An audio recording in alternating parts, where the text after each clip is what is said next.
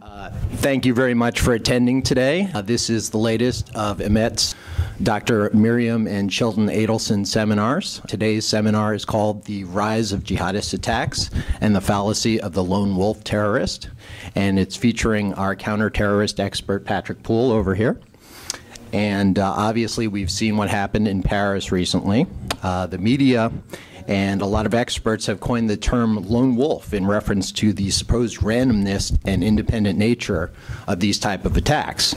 Patrick, in October of 2014, in turn coined the term known wolf to describe these attackers, pointing out the fact that many of them have been known by the authorities to have ties to terror organizations and criminal behavior.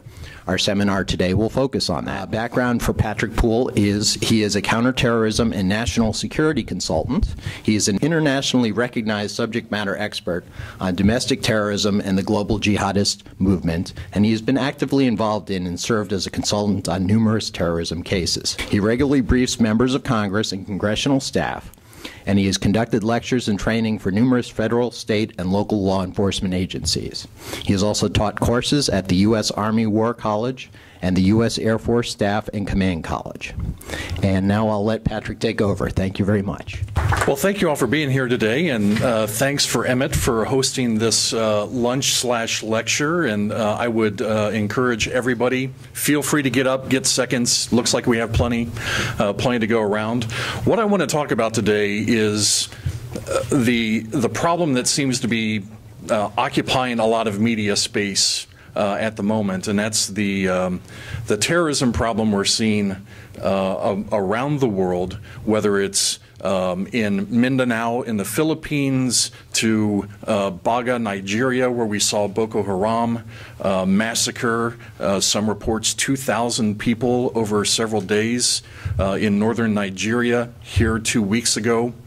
To the attacks in Paris on Charlie Hebdo, and then the hostage situations that ended up resolving, including the kosher deli in the Paris suburbs. So it's clear from the events of the past couple months there is a problem. What I want to talk about is what the problem is, and then I want to talk about how bad is it. And so I give you my conclusions right up front. Point one, lone wolf terrorism was promoted by the U.S. government. Officials claiming attacks were random and entirely unpredictable, absolving them from any failures, and including what I like to term Terrorism, Inc., all these contractors who have contracts with state, NCTC, etc. And here's the killer point, and this is the point I made in my article in October and have been making since. Since 9/11, virtually every single terror attack in the West has been by suspects already known to law enforcement and intelligence agencies. And sufficient action was not taken in order to prevent them from killing citizens. That's a problem. Point three, U.S. counterterrorism policies are increasingly driven by social science models with no bearing on reality. Lone wolf, I think, is one of those. We see countering violent extremism, CVE, bandied about.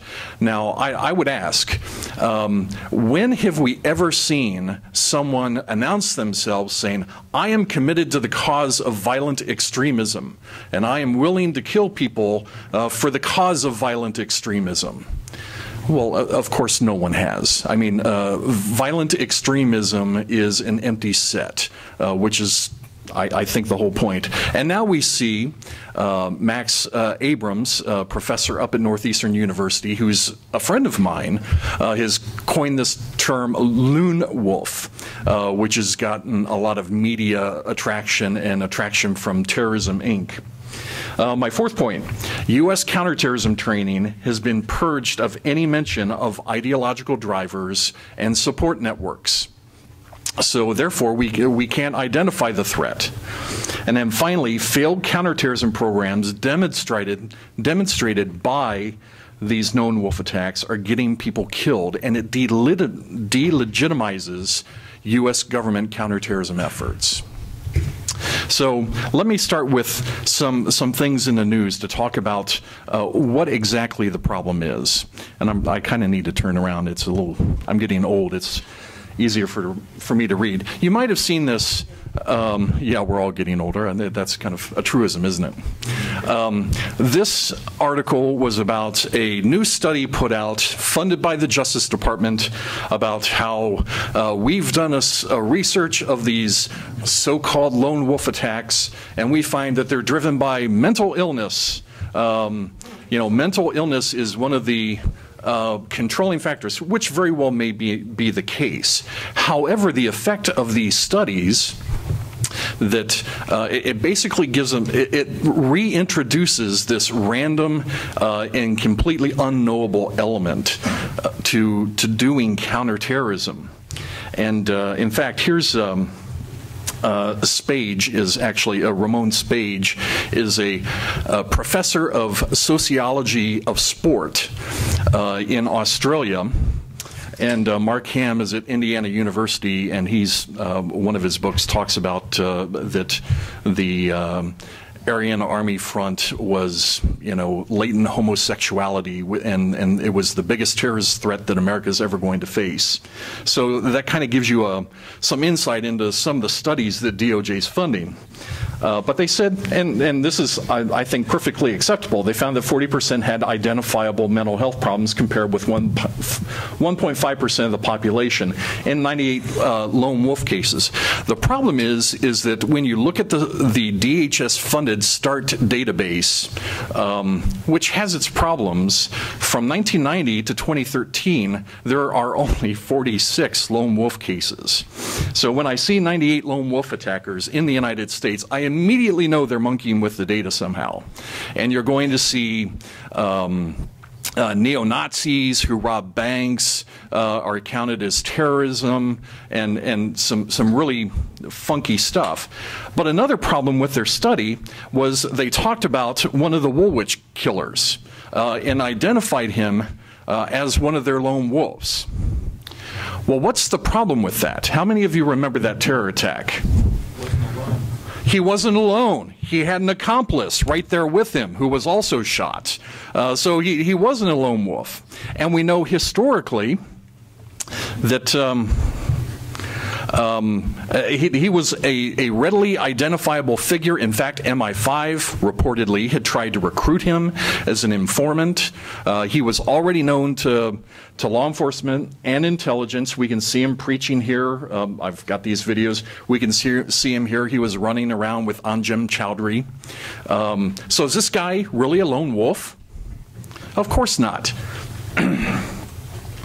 Now, here's an article actually by, again, my friend Max Abrams at Northeastern on lone wolf terrorism, and he talks about the fact that statistically, when looking at the same database that Spage and Ham were looking at, and this is late 2011, he said, since the advent of international terrorism in 1970, none of the 40 most lethal terrorist attacks have been committed by a person unaffiliated with some terrorist group. So the 40 most lethal terrorist attacks since 1970 have been committed by somebody attached to or affiliated with a terrorist organization. And his concluding, in fact, lone wolves have carried out just 2 of the 1,900 most deadly terrorist incidents over the last 4 decades.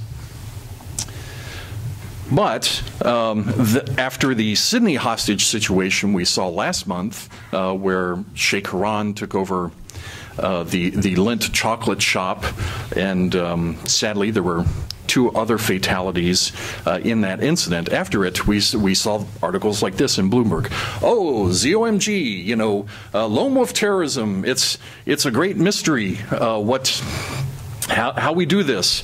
And we see Matthew Olson, the former NCTC director. Lone actors or insular groups who act autonomously pose the most serious HVE threat, homegrown violent extremism threat. And he goes on, you know, oh, you know, these HVEs are going to kill us all. And it keeps me up at night.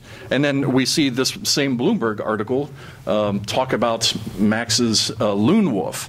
Now, there's a problem with these professors and academics who have no training in psychiatry or mental health, who have no experience actually diagnosing the individuals they claim to be studying, going out and calling people loons.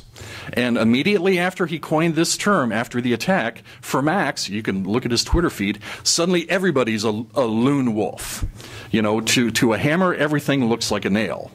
And so that's what a lot of these Terrorism, Inc. practitioners end up doing. And just to show the hubris, and again, Max is a friend of mine, and he's good on a lot of different things. Jürgen Todenhofer is a German journalist who just recently embedded with ISIS in Syria. How many of you saw his report? It was kind of widely reported. He went and embedded with ISIS. And when he came back, he said, wow, I mean, these guys really believe what they're talking about. You know, it's clear that their ideology is very important to them. Now, Max, sitting in his office at Northeastern University in Massachusetts, says, oh, no, no, no. No, Jürgen, you don't understand. You know, I've got a study, and he links to it here in the tweet. His previous study says, no, it's social networks, not ideology that's important. I mean, there's just a point at which the hubris is a problem. But now, some of you might have seen this linked on Drudge over the weekend. Paris attacks challenge lone wolf. So you see this oscillation of, you know, here today, gone tomorrow, where suddenly lone wolf attacks aren't a problem anymore after Paris. The attacks in Paris and the radical Islamist cell dismantled in Brussels have challenged the idea of the lone wolf terrorist who works alone without help of a jihadist organization, analysts say. So here, I mean, and now we're on the other side of the fence. I mean, it only takes a couple weeks anymore for the analysts to switch sides. Now, this article, which just appeared on Sunday in The Guardian, is an example of, we have academics who watch these guys on Twitter, which is valuable, I think. But suddenly, they think that, well, you know, suddenly I now have the key, you know, because I watch these guys on Twitter. And I watch them in my Twitter feed, in my timeline, where they'll go back and forth and, oh, you know, this is so instructive. And sometimes there are important insights in terms of who they're networking with, who they're talking with on Twitter. I mean, those are important things to help identify and hopefully prevent terrorism attacks.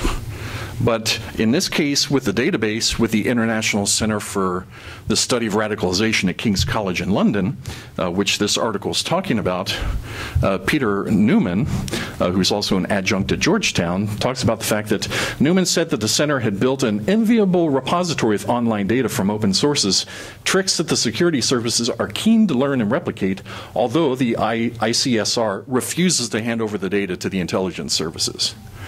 So what good is them collecting all this data if they're not actually going to give it to people who are going to surveil and hopefully arrest potential terrorism suspects? I mean, it's kind of the Terrorism, Inc. circle jerk. And this, some of you caught that. This exemplifies the problem with most of our U.S. government and, by and large, Western government counterterrorism programs. The State Department Office of the Coordinator for Counterterrorism has a program called Think Again, Turn Away, and they have a Twitter feed where they supposedly challenge these narratives. Of course, it's all in English. So, and it was set up by one of these Terrorism, Inc. practitioners, Will McCants, who's a regular figure. And how many of you saw, Shammy Witness was one of the top propagandists on Twitter for ISIS, promoting the cause of ISIS on Twitter.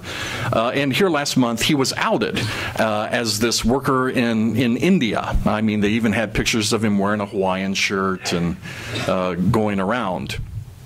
So he had a vast following of people who were interested and influenced by ISIS propaganda, and he would, tout ISIS releases, etc. Well, the Sufyan group, counterterrorism consultant, after his arrest, they took his followers and compared it with this "think again, turn away" Twitter feed that the State Department runs, and they found that out of, well, you can see a little better here. Shami Witness had 17,000 plus followers. Think Again, Turn Away has over 19,000 followers. All in all, they had 5 people overlapping. And all 5 of those, you look at the comments in this tweet, they were all terrorism researchers. They said, "Oh, hey, I was one of those 5. Yeah, I was too, Bob." So these are the countering violent extremism is a conversation that academics are having with themselves. The problem is that it's influencing our counterterrorism policies and preventing us from identifying people who are killing our citizens. Now, this is a screenshot of the article I did, Lone Wolf, or Known Wolf, back in October, and I go through a number of the recent terrorism cases, the 2 incidents in Canada within a week of each other back in October, where the first case you had the guy run over 2 Army officers, killing one, and there was a chase, and he was shot at the end after he crashed his car, and then the shooting on Parliament Hill. That also killed an officer who was standing guard at the Tomb of the Unknown Soldier. In both cases, I might have time to get to it, in both cases they were individuals already known to the RCMP, the Royal Canadian Mounted Police, and to intelligence, their CSIS. And we saw 2 weeks ago with the Charlie Hebdo attack. This is a New York Times article, where it talks about the 10-year evolution from easily spooked amateur to hardened killer is a story steadily deepening radicalism that occurred virtually under the noses of French authorities, who twice had Sharif in their grasp. I'll get into the details a little bit later, but that's a snapshot, a more recent snapshot of the problem we're seeing globally. And here's another indicator. How many of you saw this front page New York Times article at the end of December? In Battle to Defend ISIS, U.S. Targets its Psychology, talks about General Nagata at Special Operations Command, SOCOM, and the efforts he's doing to try and get their hands, since they're basically now they've always been the tip of the spear, but with our withdrawal from Iraq and Afghanistan, special operations is the spear at this point. And something interesting he said. He said, "We do not understand the movement, and until we do, we are not going to defeat it."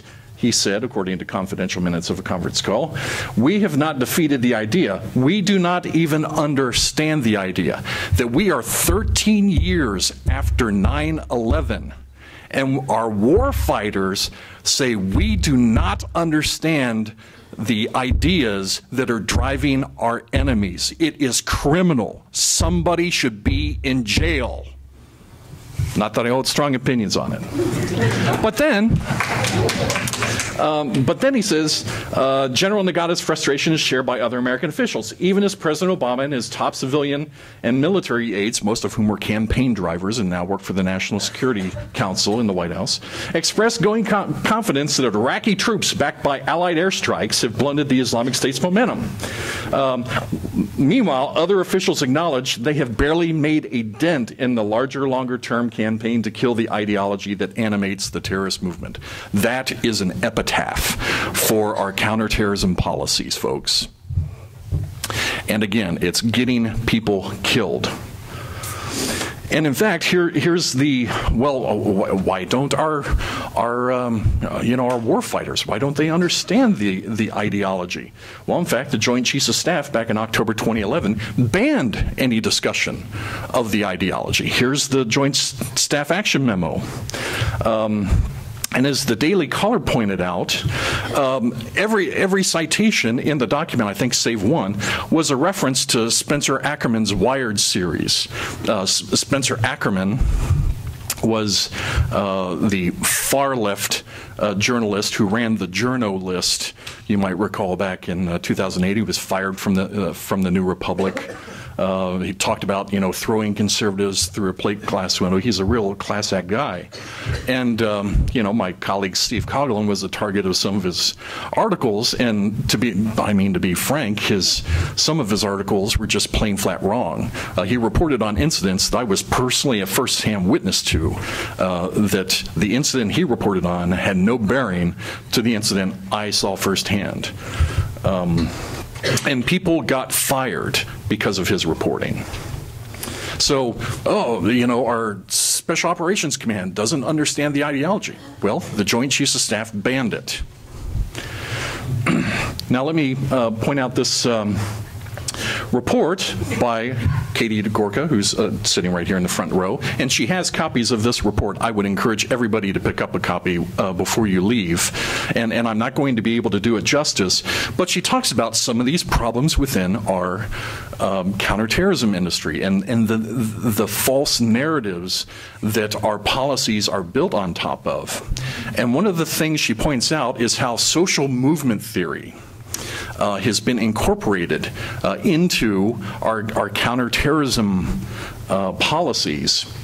And in particular, one person she calls out here is Quentin Wiktorowicz, who formerly was a professor at Rhodes College in Memphis, Tennessee. And now he's the chief architect of our counterterrorism policies. And he's one of these academics who's been instrumental in injecting this social movement theory. And again, I would encourage you to pick up a copy of her paper where Katie gets into what social movement theory is and why it's so catastrophic. And she makes a point here that I think it's important to note, the last paragraph. To be clear, social movement theory can provide valuable and instructive insights into how groups form and behave. That's entirely true. But as a unitary and all-encompassing lens through which to view Islamic terrorism and extremism, it dooms the United States to strategic failure. And that's exactly what we're seeing. So Mr. Wiktorowicz, you can go to his LinkedIn page. One of the things you note is he has no actual counterterrorism experience. He's an academic. But with the rise of the Obama administration, you can see that he was stationed at our embassy in London, where he helped the UK officials develop what they called their prevent strategy. And he worked that for several years, their prevent strategy, how do we prevent terrorism? And it turned out to be so catastrophic that the Brits have completely reworked the program that he built for them. And so after that catastrophic failure, after they said, okay, no thanks, well, he came to work in Obama's National Security Council staff, where he applied the very policies that the Brits had just rejected in their prevent strategy. He said, oh, this is what we're going to do here in the United States. And he held two different positions, and reportedly had a direct hand in fomenting these policies. Well, let's take a look at his approach. Article by Bill Gertz at Free Beacon, talking about surrender in the war of ideas. I mean, that's what we're talking about. You can't talk about the ideology. And here's what he said. While the government has tried to counter terrorist propaganda, it cannot directly address the warped religious interpretations of a group like ISIL because of the constitutional separation of church and state. U.S. officials are prohibited from engaging in debates about Islam, and as a result, we need to rely on partners in the Muslim world for this part of the ideological struggle. Well, we've been waiting for 13 years for our partners in the Muslim world to deal with this struggle, and I think their track record is they're having problems. And I'm not a constitutional scholar. We do have a couple here in the room. But I think his interpretation of the separation of church and state are charitably are wrong. And honestly, they're applied uneven-handedly, where we have Sheikh John Kerry and Imam Barack Obama going out and making pronouncements about things which Quentin Wiktorowicz, their own advisor, said that they're not allowed to make. I'd say his point is fine if it's applied evenly, but the fact is it's not. And basically what he's saying is, and he says it here in the next quote more explicitly, that we have to outsource all this stuff. He says, look, you know, not enough resources are being devoted to the counter-ideology component of the administration's strategy. Well, no shit, you banned it. But, you know, the administration is working with partners in the Muslim world who can push back against the ideology. He's saying they're outsourcing it. Look, we have people that we as taxpayers pay to handle this problem. During World War II, we never had a problem talking about Nazi ideology. During the Cold War, we had no problem talking about Soviet ideology. We don't have to, let me make clear, we do not have to go out and say what Islam is or isn't. All that's needed is to say, this is what they think it is. I may personally think it's twisted, you know, that it's an aberration, but they think it's true. And so we need to orient on the nature of that threat based on what they think is true. And here's Quentin Wiktorowicz, again, this is straight off his Twitter feed. Who are these Muslim partners that he thinks we should be working with? Well, one of the guys he cites by name, you can see all these tweets, is Sheikh Abdullah bin Bai from Mauritania. And bin Bai, he's been to the White House. We have pictures of him meeting with Obama's national security staff. He got a shout out from Obama in his UN General Assembly address back in September as one of the moderates. Well, there's a bit of a problem. Sheikh bin Bai was the vice president of an organization that issued a fatwa in November 2004 calling for the killing of American soldiers in Iraq. Anybody have a problem with that? That this guy is going to be the one who's going to push back the ISIS threat, the Jabhat al-Nusra threat? I certainly have a problem with that.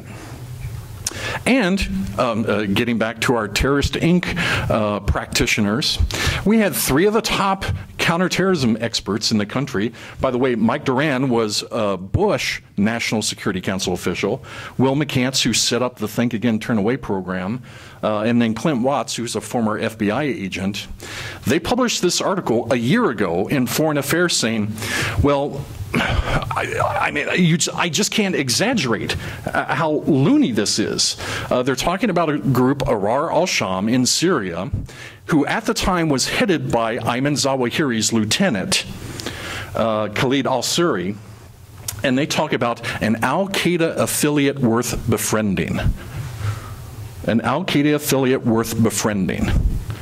I'm sorry, that's nuts. But this is accepted wisdom inside the foreign policy beltway crowd. Ahrar al-Sham, they talk around. I mean, it's the faux po circle jerk where they, you know, this is, you know, what we got to do. Oh, you know, this isn't working, so we need to back, you know, moderate al-Qaeda. That's exactly what they're talking about. And their premise is that we didn't designate Taliban after 9/11. This is the received wisdom inside the Beltway. Now, I've reported on the purge in the ideology. I've also written about extensively about the catastrophic failures in our community outreach, transcending administrations, going back to the Clinton administration, the Bush administration. We have former outreach partners, including with the Bush administration, who are now in federal prison on terrorism charges. Guys like Abdurrahman Alamoudi, who was set up the Muslim chaplain program for the Department of Defense, and was standing right beside George Bush on September 14th, 2001, when he appeared at the Islamic Center of Washington, D.C. So, you know, we were getting our counterterrorism and engaging advice from an al-Qaeda terrorist. I would contend that's a problem. And I mean, we still, you know, the Pentagon's top Muslim advisor, a guy by the name of Louis Safi, is now the head, is the political director for the Syrian National Coalition in Qatar. I mean, we have Louis pictured with generals, joint chiefs, etc., and now he's basically on the payroll of Qatar, lives in Qatar, doing their bidding in Syria, which includes supporting ISIS and Jabhat al-Nusra over the years. Here's how just wildly strange it's gotten. Several years ago, when members of Congress began to push back on a lot of these policies and the purge, some members of the House Judiciary Committee went and met from both sides. You had both majority and minority staff who went and met with the FBI. And the day before, the FBI threw together this two-page touchstone document, which they said, oh, you know, this is the basis on which we purged this information. You know, hundreds of presentations and slides. In fact, I had slides removed from my own presentation. But you go into the document, which really doesn't explain anything about how they went about purging these documents. In the very first paragraph, at the end of it, in highlights, they basically say you can be a member of a terrorist organization, and as long as that organization has nonviolent functions, that cannot be the basis for for them to open up an investigation. That's the net effect. And you think I'm kidding? Here we have the FBI director here a couple months ago testifying before Congress, said that if you are an American citizen and you go fight with ISIS in Syria and Iraq, and if the State Department hasn't revoked your passport, and to my knowledge the State Department hasn't revoked any passports, there is nothing to prohibit you from re-entering the United States. Well, we're seeing exactly that problem in France and in Belgium and in other European countries right now, where they're worried sick about these guys who've returned. Now, this was the same appearance where Director Comey said, well, you know, there's about a dozen guys from the United States who've gone to fight with ISIS. Well, in fact, I mean, we know Belgium has had 300 people go to join and fight ISIS. Australia, the UK, France, they've all had hundreds of people. And we've had FBI officials in very candid moments say that it's more than 100 that they know of. But he goes before Congress and says, well, it's about a dozen. There have been nearly a dozen people killed, American citizens killed fighting with ISIS in Syria and Iraq here over the past 2 years. So he's lying. I mean, there's just no way to candy coat it. Now we end up with articles like this. Oh, sacre bleu! How do we, you know, how did these, brothers, how did they stay off the radar for so long? You know, this is the Star. It's one of the Canadian papers. Well, point in fact is the CNN pointed out, they were taken off the radar by French intelligence. Surveillance of Said was terminated in June 2014 because French security services judged him no longer dangerous. Well, how'd that turn out? You know, what kind of re-examination has there been? Who's going to lose their job in the French security service as a result of that? And the United States had these guys on our no-fly list. And this is an AP article going back to 2008, May 2008, that specifically cites Sharif Kouachi. So, I mean, what more do you need? He was on the radar. You know, he's not a lone wolf. These guys aren't lone wolves. They're lone wolves. They were known to law enforcement. And again, back several years ago with the shootings around Toulouse, which included Mohammed Merah going and executing 3 Jewish school children, and one of the, I believe it was a father or a teacher, at a school. Well, he also was known to law enforcement, and they knew he had traveled to Afghanistan, and again, they did nothing. Sheikh Haran, from the Sydney siege last month, again, I reported on this, that he was a known figure. Even before the incident was over, the media was already circulating pictures of him that they had previously. He was out on bail in 2 separate cases, including conspiracy to commit murder, the murder of his ex-wife, and 40 cases of sexual assault. He had already been convicted of sending harassing letters to the wives of soldiers, Australian soldiers who had been killed fighting in Afghanistan. 48 hours before the incident, they got a call on their terror tip line saying, hey, this guy you need to take a look at his website. Well, they took no action. And now you have 2 people dead. And he had even identified Martin Place, where the chocolate shop was, as a site that he had said earlier that he was going to stage a protest. How many of you heard about Ali Muhammad Brown, his killing spree back in August from Seattle to New Jersey? Killed 4 people, killed 3 gay men in Seattle, went to New Jersey, was wanted, ended up killing a New Jersey teenager. And he said, that it was vengeance for U.S. actions in the Middle East. And this particular article kind of gives the dialogue. Those 4 murders that we're talking about were all done for vengeance for actions in the United States and Middle East. Yes, Brown allegedly replied. He said, just doing my small part.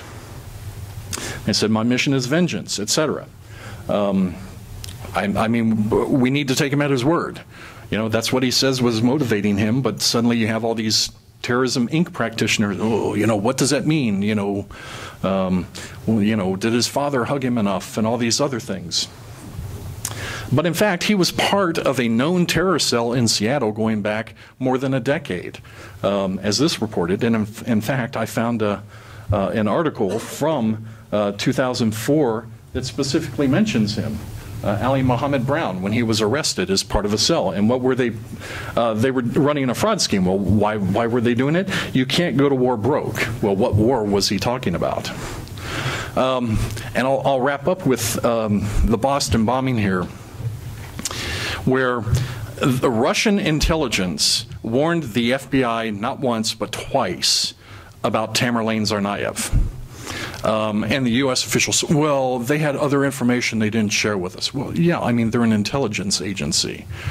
But the Boston FBI field office sent somebody out there and, are you a terrorist? No, I'm not a terrorist. Okay, well, thank you. We can close the file on this. So we had Russian intelligence. And now we have these articles. Did the FBI miss a chance to stop Tamerlane Tsarnaev? Well, clearly they did. They did miss. They had 2 chances. So there's who in the FBI lost their job because of the Boston bombing? I mean, you have dead Americans on the streets of Boston. Who lost their job in the FBI? No one. And it talks about, well, when we did it, if there were known terrorist hubs, websites, travel to any countries that could be nodes of radicalization. Well, in fact, there was one node of radicalization. In this case, the Islamic Society of Boston, which has had a number of terrorists come out of it. In fact, the top ISIS propagandist, Western propagandists, all came out of this mosque. I'm not saying that all mosques are evil or all mosques need to be surveilled, but in this particular case, this was a known quantity. And members of Congress asked about it. And then you come out with this news where he was posing with the black flag of jihad at the mosque. I've seen the picture. It's not been released publicly. I mean, it's, as my friends in law enforcement say, it was an investigative clue. Fort Hood. This was, I think, probably the most egregious case. The FBI field office in San Diego was watching in real time as Major Hassan was in email communication with Anwar al-Awlaki, the al-Qaeda cleric in Yemen. And he sent more than a dozen email messages. Well, and FBI headquarters came and shut the investigation down. San Diego wanted to continue with the investigation. And immediately after the attacks, once news came out that they knew about this, FBI put out this press release, which you can still find on their website, saying, oh, yeah, we did that, but, you know, it was consistent with his research, you know, at Walter Reed, etc. Well, it took more than 4 years for the text of his emails to be made public because of the court-martial trial. Well, here's one of the last emails he sent, May 2009. This is less than 6 months before the Fort Hood attack, where he's talking about the justification for killing enemy soldiers using a suicide bombing. And in his PowerPoint presentation, now infamous, he talks about Hassan Akbar, who killed an airman and an Army soldier right before we went into Iraq in 2003. So, I mean, you read this email, and it's like, again, an investigative clue. I mean, really, was this consistent with his research with Walter Reed? Intel officials and DoD officials were aware. His PowerPoint presentation, which we now have video of, where he put it in black and white. I mean, Steve was briefing on this immediately after the incident, once the PowerPoint. And myself and two of my colleagues had been warning the Army. As Bill Gertz reported, myself, Lieutenant Colonel Myers, and Dr. Terry Wonder, we went to the Army and we said, it gave a big day-long presentation to the Army Anti-Terrorism Conference, their annual conference, and we said, we did everything but give them Major Hassan's name, rank, and serial number. Where we said, these are the ideological drivers, these are the nature of the support networks, these are the things that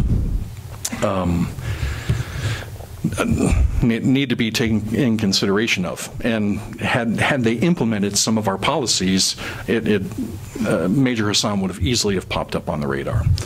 So, and this I just mentioned this article over the weekend. It's in the current issue of Newsweek. It talks about how the CIA Alex station had one of the 9/11 hijackers. He was on Flight 77 that flew into the Pentagon.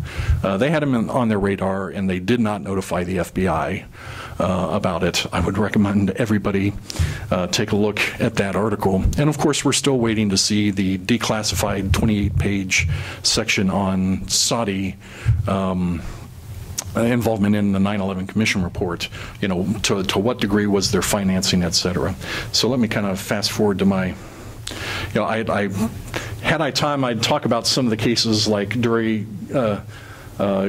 that I pointed out to the FBI. I said, oh, you know, he's not a terrorist. You know, our outreach partners would have told him about it.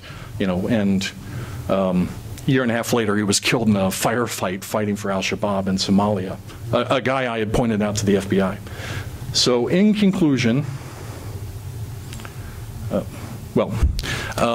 we have a serious problem, and our counterterrorism agencies responsible for that, they need to be able to act on the ideological drivers, which are completely banned, and studying support networks as the evidence warrants. Again, I'm not saying that, you know, we need to have blanket surveillance, but in fact that's what we have right now. If you go to the airport, every single one of us is treated as a terrorist. So, and that's, I mean, that's not been very effective. The underwear bomber, he was able to walk right onto the flight, paying cash, one-way ticket. So.